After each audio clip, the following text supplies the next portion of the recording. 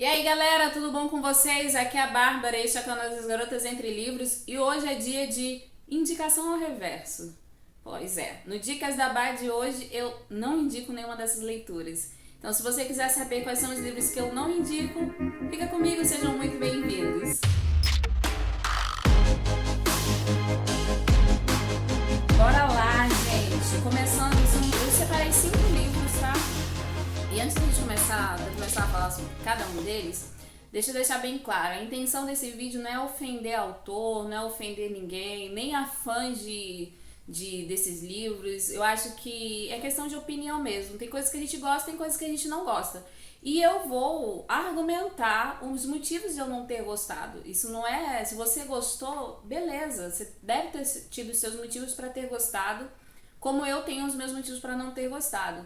E não é problema nenhum para o autor, isso eu não acredito que seja demérito para o autor nem nada, não.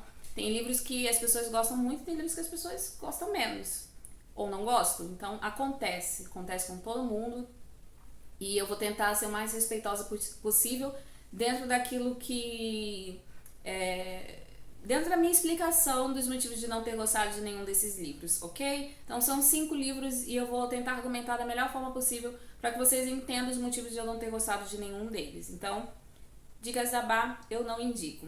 O primeiro livro que eu não indico para vocês é o Casa de Terra e Sangue, da Sarah J. Maas. É o livro da Cidade da Lua Crescente, né? Eu li ele recentemente, inclusive tem resenha dele aqui no canal. Então, para mais detalhes ali na minha resenha eu falo também, explico muito bem os motivos de não ter gostado do livro, mas então vocês podem assistir lá. Mas vou explicar aqui também de um jeito bem mais sucinto. Primeiro, eu achei os protagonistas muito fracos. A Bryce, ela é uma personagem que ela estava sendo vendida como, nossa, essa daí vai ser maravilhosa, que vai arrasar com tudo, vai acabar com tudo, vai ser top super demais mesmo.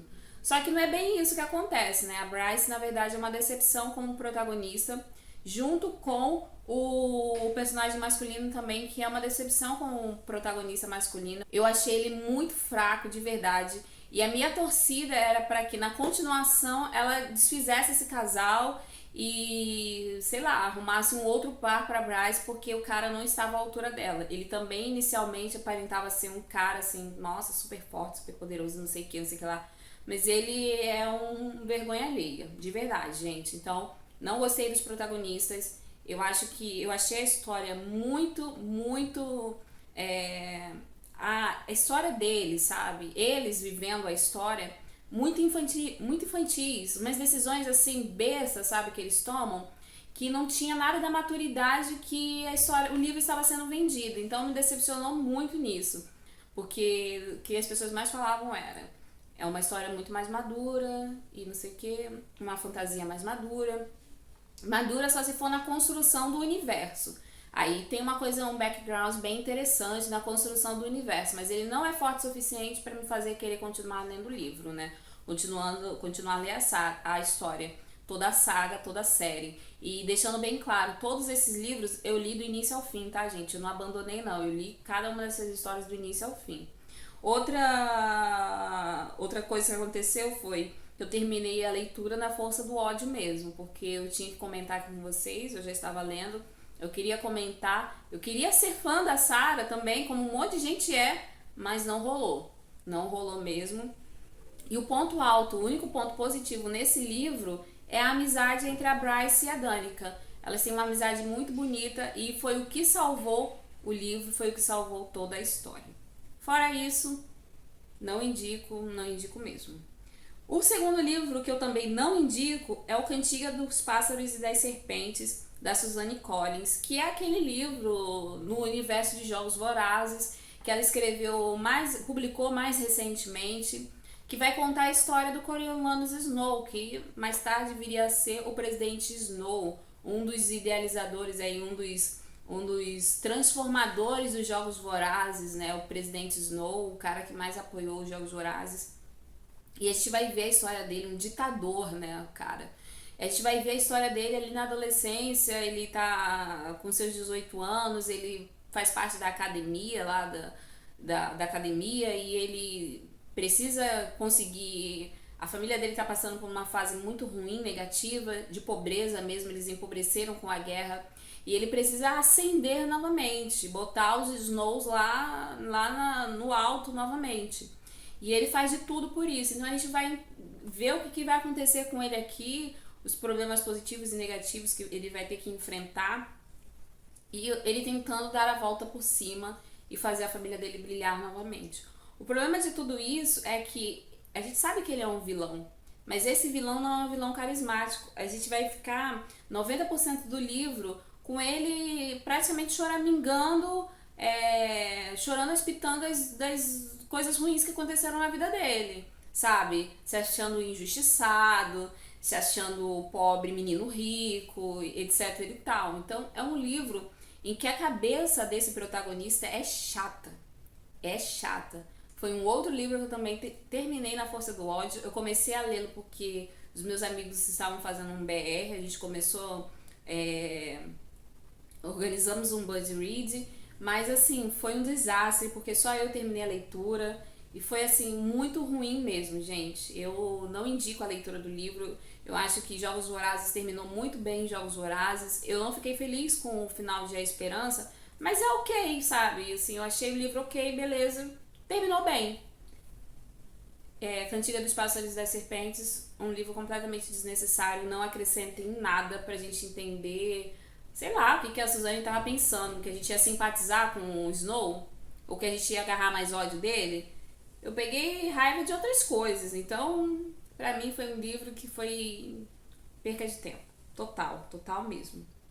Não acrescentou, não é um vilão interessante e ele tinha tudo para ser, mas não era, só um vilão. Terceiro livro, aí é um livro nacional, gente. Eu não gosto muito de falar mal de livro nacional não, mas a gente tem que ser sincero. Então, vou ser sincera aqui, até porque tem a resenha dele lá no blog e a resenha também é negativa. A gente até...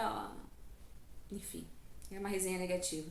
Que é o Sob a Luz dos Seus Olhos. Ele foi uma indicação de um amigo muito querido, mas não funcionou. Eu li também em BR com as gels e não funcionou a leitura desse livro, gente. Ele foi bem decepcionante mesmo. Por quê, Bárbara? Ele vai contar a história de uma moça, ela vai estudar na Inglaterra, se eu não me engano, ela vai pra fora do país, se eu não me engano é na Inglaterra mesmo que ela vai. E lá ela vai pra estudar, ela acaba conhecendo um cara, esse cara, eles têm uma conexão super forte. Ele é um ator que tá começando aí na carreira, começando a ascender, né? Ele ainda não é muito famoso nem nada não, ele é só um ator. E como muitos que tem por aí que estão tentando o estrelato, né? E viver da carreira e viver da arte. E ele se apaixona, eles têm uma conexão muito forte, ela fica completamente apaixonada por ele. E eles vão viver uma história de amor ali, né? Só que acontece algo com ela, eu não vou contar, porque seria spoiler. E ela vai embora pro Brasil, termina o relacionamento e vai viver no Brasil, vai embora. Os anos se passam, ele fica famoso, estoura. E ele vem ao Brasil por conta de um trabalho. E nisso que ele volta ao Brasil, eles tornam a se reencontrar, aí é uma situação ali deles se entenderem novamente, o que fica bem óbvio que vai acontecer, deles se perdoarem, enfim, contarem lá todas as verdades e mentiras que permeavam o relacionamento e seguirem juntos agora em diante, né?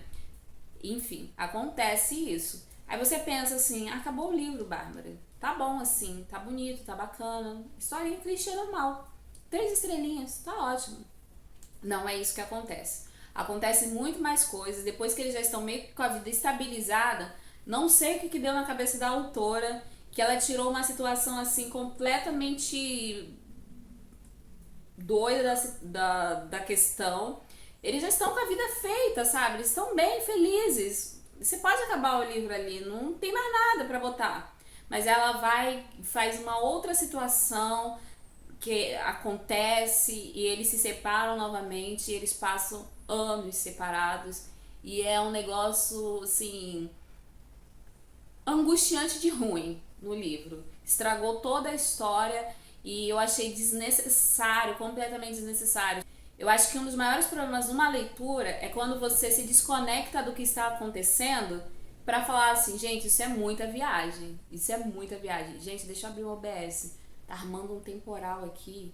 O vento tá uma loucura. aqui fora, batendo as coisas, uma loucura. Fecha o OBS, vamos voltar à história. Mas um dos maiores problemas de um livro é esse, quando você desconecta da história, do que está acontecendo, do enredo, e você começa a falar assim, gente, isso daqui é muito doido, isso daqui tá muito viajado, tá completamente fora do que tava acontecendo ali, sabe? E você passa a desacreditar, você passa a encontrar... acaba a verossemelhança do livro, entende? Aí você não acredita mais na história. E foi bem isso que aconteceu. Eu fiquei muito decepcionada, porque eu tava acreditando que seria um bom livro, tinha uma premissa aí interessante. Apesar do motivo da separação inicial deles ter sido muito fraquinha, a gente compra a ideia, mas depois o que acontece com ele pra se separar de novo, gente, sinceramente, assim, desnecessário, desnecessário, desnecessário. Uma decepção esse livro e eu não indico Sobre a Luz dos Seus Olhos. As tretas são surreais demais, não é bom. Quarta indicação que eu não indico é o livro Asiáticos Podres de Ricos, do Kevin Kwan. Esse livro eu li porque eu queria ler o livro antes de assistir ao filme. E Michelle tinha feito uma propaganda enorme do filme, falou assim, nossa, Bárbara, o filme é maravilhoso, é lindo. Uma das cenas de casamento mais lindas que eu já tinha visto, que eu já vi em um filme. E você vai amar, etc e tal. E a gente tá naquela fase de asiáticos, né, e tal. Aquela coisa. E eu falei assim, pô, então eu vou ler o livro primeiro, depois eu assisto o filme. E eu fiz isso. Eu fui ler o livro primeiro, depois fui assistir o filme. E eu enchi tantos ouvidos da Michelle com as minhas reclamações lá no grupo, no nosso grupo no WhatsApp, que ela desistiu de ler o livro. Simples assim. O livro não é bom, gente. Ele traduz tudo aquilo que eu não gosto em Chick-lit. Chick-lit é o meu gênero literário menos favorito, assim, que eu menos gosto, que eu não procuro ler, porque eu acho que muitas histórias em Chick-lit são muito superficiais. Os personagens são muito semelhantes, as coisas que acontecem são muito fraquinhas, são coisas do dia a dia corriqueiras e superficiais. Então, pra mim, geralmente os Chick-lit não funcionam. Salvo algumas autoras, no caso Sophie Kinsella, que é maravilhosa e tem todo o meu coração.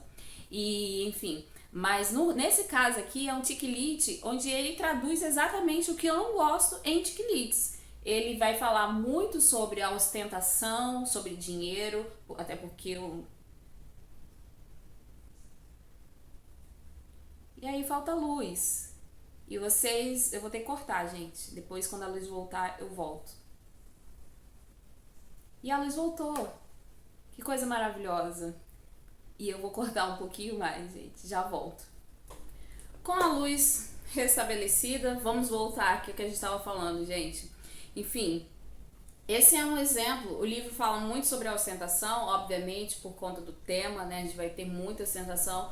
Mas o personagem principal, o mocinho, ele é decepcionante. No livro também ele é decepcionante mais no livro do que no filme, sabe?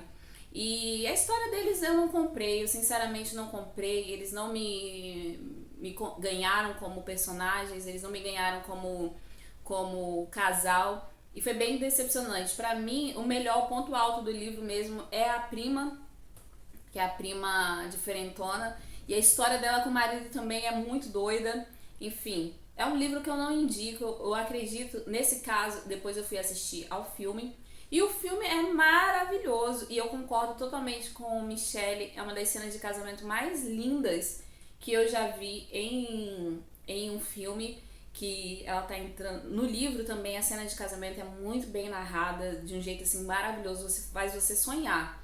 Mas aquilo dali traduzido no filme também ficou esplendoroso, é maravilhoso. E eu indico muito para vocês assistirem o filme.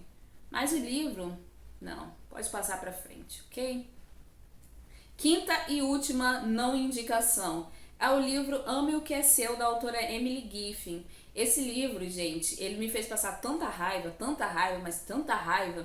É aquela personagem que tá vivendo uma crise na vida, sabe, na cabeça dela, e que ela acha que nada está bom, tu tem a vida perfeita, sabe, você tem assim... um marido bonito, uma carreira estabilizada, você tem tudo, tá tudo bem contigo.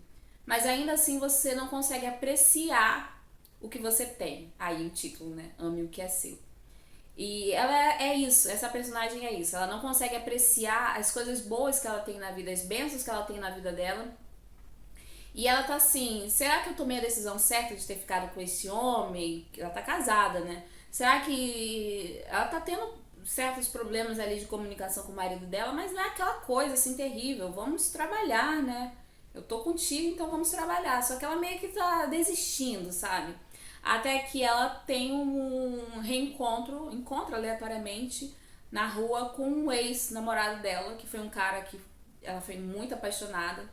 E esse reencontro faz com que a cabeça dela fique bem doida, sabe? Ela fica se questionando as decisões da vida dela e se ela deveria abandonar, jogar tudo pro alto e correr atrás daquele cara. Enfim, gente, é uma loucura esse livro.